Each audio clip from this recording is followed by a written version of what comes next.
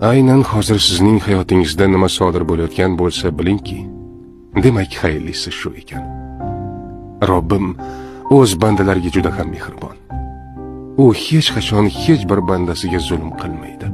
Hatto bizning boshimizga dard, musibatlarni ham bizning foydamiz uchungina bizga yuboradi.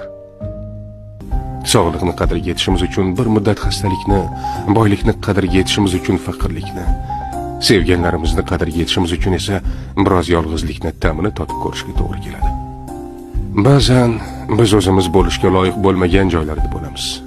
Loyiq bo'lgan joyimizning qadriga yetishimiz uchun. Gohida bizni qadrlamaydigan insonlar bilan sinalamiz. Toki bizni qadrlaydiganlarni ajratib olib, ularning qadriga yetishimiz uchun. Bizning boshimizga kelgan har neda Allohning hikmati bor.